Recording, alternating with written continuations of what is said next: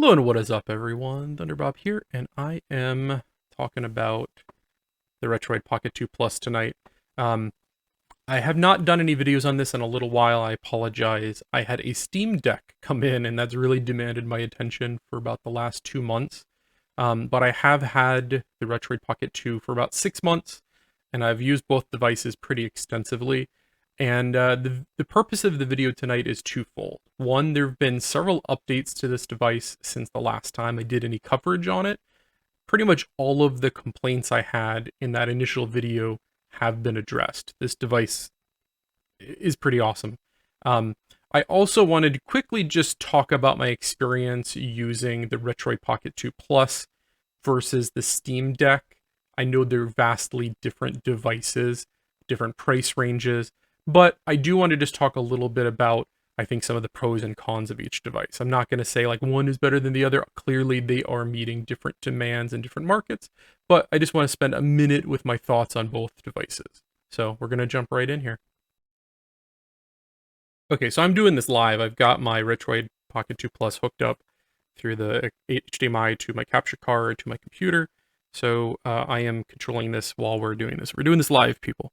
Um, I want to just talk about a couple of the new features. I'm not going to go line by line, but I want to show off some of my favorite changes that came in like 0.8 and 0.9 that were released about 3 months ago and a couple weeks ago for the newer update.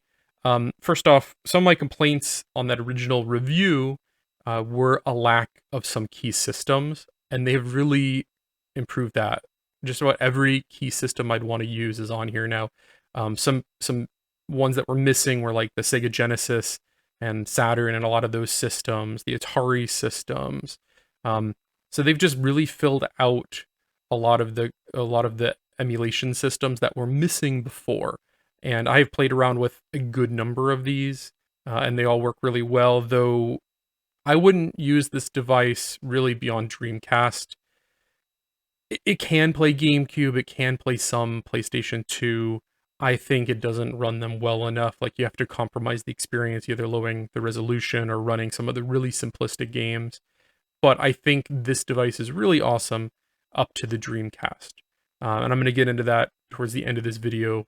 Some of my thoughts on why this is a great device versus the Steam Deck, which is also an awesome device.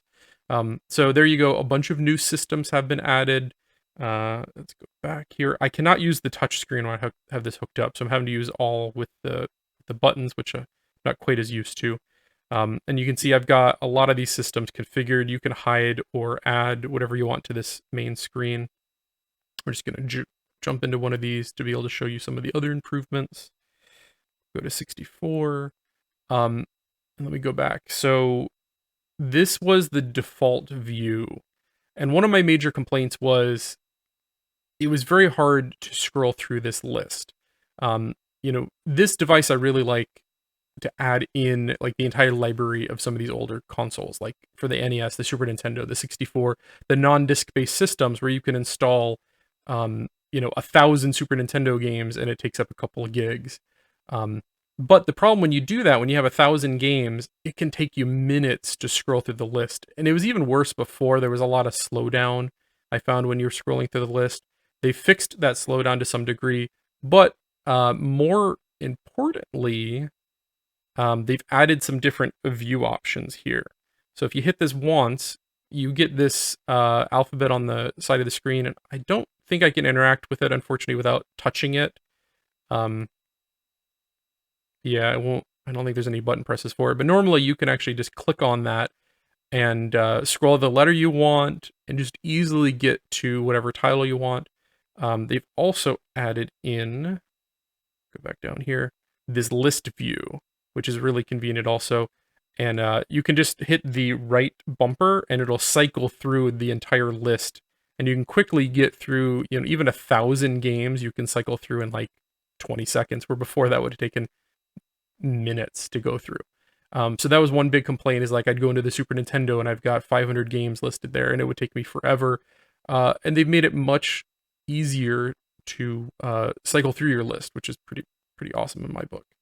Let's see. They also added a nice search feature, which I don't know if I'm going to be able to do this without the touch screen. I don't think I can, unfortunately. So I'm not even going to try, but you can type in whatever game you're looking for, either by game name, file name, the different options here for searching. So another way to search your library very easily. Just a great addition. I feel like, their team really looked at the core problems and fixed them. There was also some improvements. I think you probably noticed it when I was cycling through here, to the art. So like you put all your ROMs in your folder and then you come in here and it'll search for art. And they've improved, I think, the algorithm, like it's finding a lot more art. And like if you notice, it scrapes like every time I scroll down. So like right there, that art was missing. It just found the art and replaced it, like while I was scrolling through the list. Do you see that? So like I haven't gone all the way through this list, I think, since I initially set this up. And that scraper is fixing the missing art like live while I'm recording this video. That's pretty awesome. So they've done some improvements, and it will go through your library and make fixes as you're playing on the device. So that's pretty cool. There were some other minor improvements, things like improving the wizard experience, improving the emulators.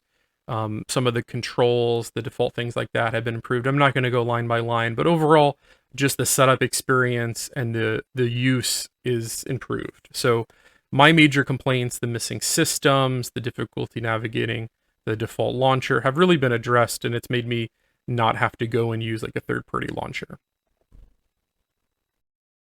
Okay, the next section of this video, I just want to talk for a couple minutes about my thoughts on the Retroid Pocket 2 Plus after my Steam Deck has arrived.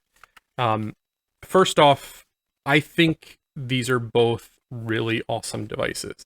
I think these are probably the best devices in their individual price ranges.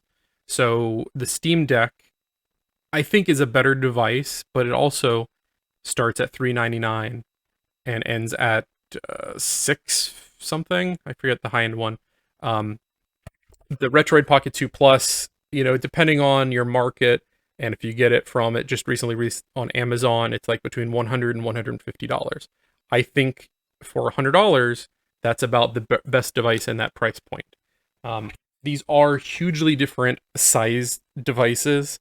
Sorry, my capture here is not perfect. It's a 3-inch screen versus a 7-inch screen. The Retroid Pocket 2 Plus is a lot more pocketable, hence the name. This Steam Deck, I can't put in my pocket. I can't just grab it and go. I have to put it in a carrying case, or I'm going to break it, I'm sure. The Retroid Pocket 2 Plus is a little bit cheaper, and it's smaller, and I feel like I could just take it on the go more easily. Another reason for that is the battery life. So the Steam Deck is awesome for, I'm laying in bed where I have a power cord close by.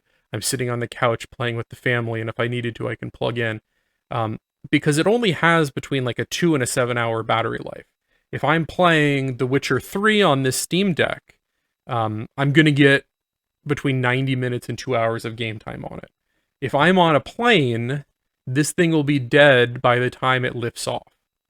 The Retroid Pocket 2 Plus, if you're playing like a Super Nintendo game, it might as well have infinite battery life. I've played for 15 or 20 hours on Earthbound without charging this device. I played through the entirety of Earthbound actually on this device and was extremely pleased with it. Actually, I'll boot that up while we're talking here. So the battery life is just way, way better on the Retroid Pocket 2 Plus. You can see here's my level 80 save. This is one of my favorite games of all time, and it was a great experience on the Retroid Pocket 2 Plus. This is my save from right at the end of the game when you turn into a robot and everything, so just proof I did play this all the way through on my Retroid Pocket 2 Plus. Now these devices, I think the purpose of them is different, though there's some overlap. The Retroid Pocket 2 Plus is all about retro games. I mean, you could install some Android like Minecraft and things like that, but unless you're streaming like Moonlight or something, you're probably not playing PC games on it. And if you do, the experience is pretty limited because it's a 640 by 480 picture. You know, you're limited to a 4 by 3 aspect ratio, and it's just not perfect for that. Which means, you know, playing a modern widescreen game is going to have bars and it's going to truncate the picture even more. Whereas the Steam Deck is built to play primarily modern games. You want to play The Witcher 3, you want to play Cyberpunk, you want to play, you know, even emulated Switch games run pretty well on this thing. So this device is really made to play more modern games, though you can install the same type of emulators. Like I've played Super Nintendo, I played Nintendo, I played, um, you know, GameCube and PlayStation, and they run great. But it is a widescreen picture, so again, for 4:3 images, it's not as good. I still think if I'm anywhere near a plug, my Steam Deck is my primary device.